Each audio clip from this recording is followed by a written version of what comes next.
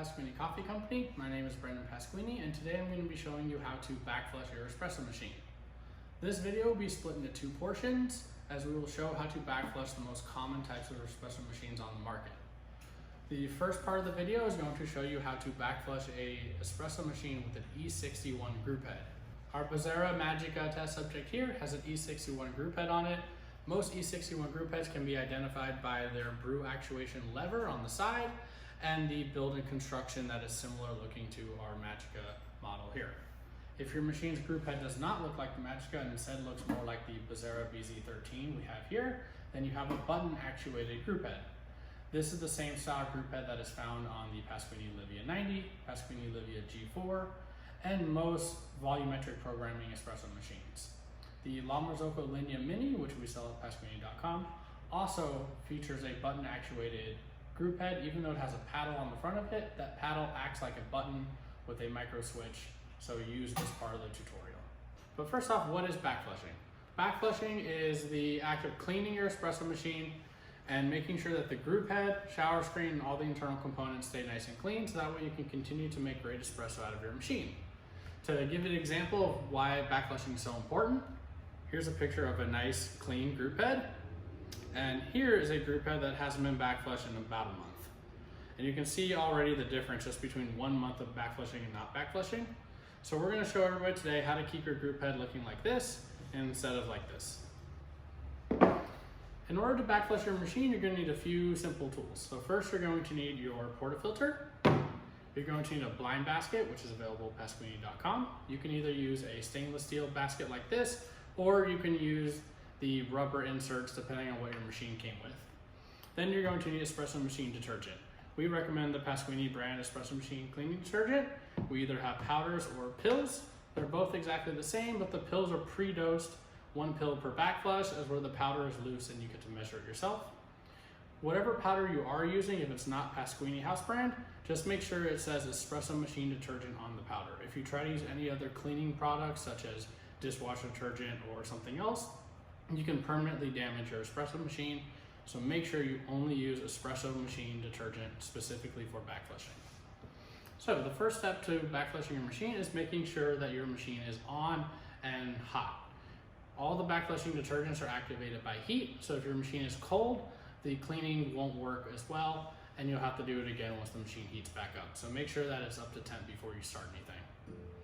So first step is going to be taking your portafilter and removing the basket and replacing it with the blind filter. Well, on new machines, these are pretty hard to pull out and can definitely ruin a fingernail.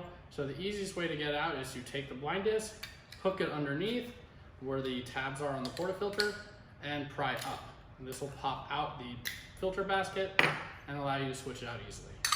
Then you're going to snap and place the blind disc and set it down. We're going to be using the pills for today's video since they're already dosed. So simply just take 1 pill, put it into the blind disc, and then engage it into the machine. If you're using the powder, most powders is about 1 to 2 teaspoons per backflush. So keep a teaspoon handy if you're using the powdered backflush detergent. Once the portafilter is inside the Grouphead, lock it tight so it doesn't leak, and then we'll be ready to start backflushing. We're using the Bazzera Magica for this video. However, this will apply to any espresso machine with an E61 Grouphead, and the E61 Grouphead is this Grouphead configuration here with the lever attached to it. So now that we're ready to backflush, simply flip the lever into the on position. On the Bazzera here, it's up, but in some machines it could be down. But whatever activates the pump, turn on your lever and let it begin to brew. Now, if your machine is like the Bazzera Magica, you have a handy little pump pressure gauge on the front of the machine. We're going to be using that throughout the backflushing process. Once the pressure gauge reaches 9 bar or maxes out, then you know it's okay to push the lever down. And you'll see the excess water pressure come out of the release valve on the bottom of the E61 group. That brew pressure gauge is good to show you when the pump's at maximum pressure, because you want the machine to be at max pressure in order to properly clean. Now, if your machine does not have a brew pressure gauge like our Magica here, then you can have the button on for about 10 to 15 seconds is usually okay, or we'll show you a trick by listening to the vibration pump later on. So now that we've done one backflush, we're going to go ahead and continue this 4 more times without touching the portafilter.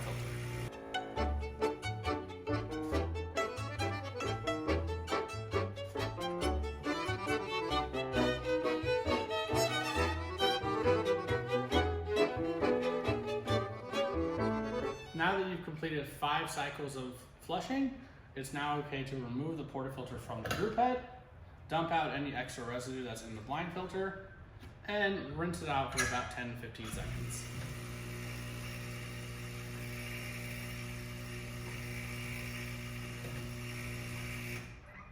Once it's thoroughly rinsed, we're going to go ahead and take the portafilter with the blind disc and put it back into the Grouphead without any detergent, so just the empty blind basket and nothing else. Lock it back in place, and we're going to repeat that same cleaning procedure 5 more times in order to rinse out any excess residue from the powder that might still be in the machine.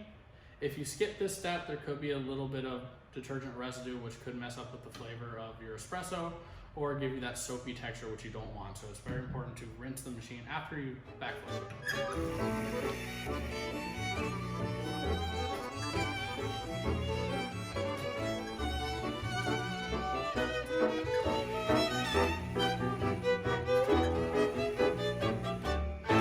As I mentioned earlier, if your machine doesn't have a brew pressure gauge like our Bizarre Magica does here, you can listen to the sound of the vibration pump in order to hear if it's at maximum pressure or not. If you have a rotary pump, this trick doesn't apply, but if your machine has a vibration pump, then this will work for any machine with a vibration pump. So when you turn it on, you'll hear a very normal loud rattle from the vibration pump, but as that pump hits maximum pressure, it starts to get much quieter and makes a low hum versus the rattling that it normally makes. When it gets to that hum, you know it's at maximum pressure and you can release the brew button. And after you've completed 5 cycles without the cleaning powder in it, remove the portafilter from it, give it one last rinse, and you're now ready to go. Take your filter basket, remove the blind disc, put your normal filter basket back inside, and your machine is now clean and ready to make delicious espresso once again. If your espresso machine is a solenoid valve equipped espresso machine, which means it has a brew actuation button or panel or lever or something like that, that's not manually activated like an E61 espresso machine. We're using the Bizarre BZ13 for today's video. However, if you have a Pasquini Livia 90, Pasquini Livia G4, or any other button activated espresso machine, such as a Linea Mini from La Marzocco, this video will apply to that machine. The first thing you're going to want to do on your machine is identify where the manual brew button is. On our Bezra DE right here, it's the serpent icon or the Bezra logo. On the Livia G4, it's the P icon. And on the Livia 90, it's the program stop button. It's important that if you have a machine with volumetric programming that you only use the manual activation button for backflushing, as the volumetric programming buttons will cause issues as they won't be able to properly shut off in time when you're trying to backflush, since you're effectively clogging the front of the machine. So now that you've identified where your brew switch is, remove your portafilter from the machine, take your blind disc, put the edge of the blind disc underneath the filter, and pry up.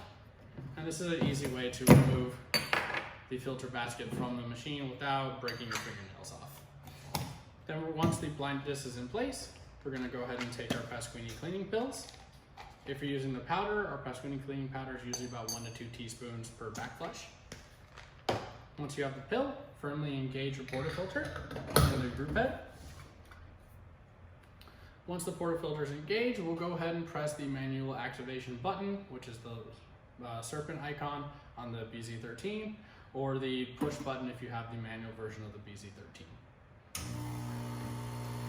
And just like a lot of our machines that we sell, the BZ13 is equipped with a brew head pressure gauge on the front of the machine. When the pressure gauge hits 9 or higher, you know that you have enough sufficient pressure to properly backflush the machine so you can release the brew button.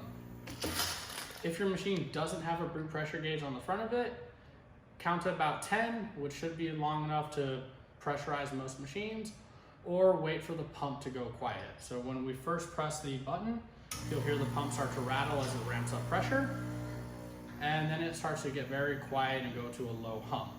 If your machine has a vibration pump like this one, once it hits that low hum, it's okay to release the brew button, and that will be sufficient pressure to backflush. And without touching the portafilter, we're going to go ahead and repeat this process 5 times in a row.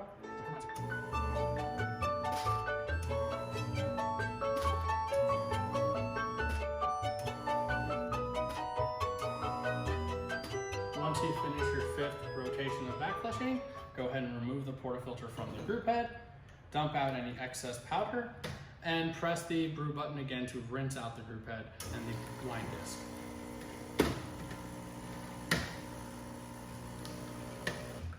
Once it's rinsed out, you're going to go ahead and take your portafilter with the blind disc and put it back into the group head, this time without any detergent. So just take it as is and put it right back into the group head and tighten. We're now going to repeat that same process again and do 5 rounds of pulsating and flushing to rinse out any leftover detergent that might still be inside the machine.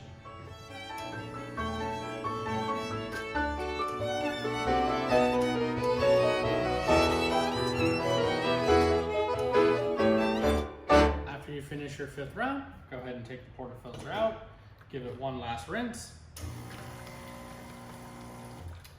and go ahead and remove the blind disc using the same method to get it in, and put your normal filter basket in place.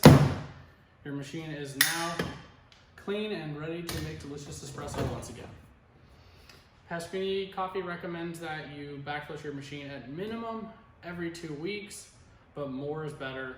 So if you can backflush it at least once a week, that's ideal, or multiple times a week would be preferred. And remember, the point is to prevent this from happening. You want to keep your group head nice and clean because this doesn't make for good espresso, but this does. Thank you for watching. If you have any questions, there's a link to our contact page below. Pasquini Technical Expert can answer any of your questions.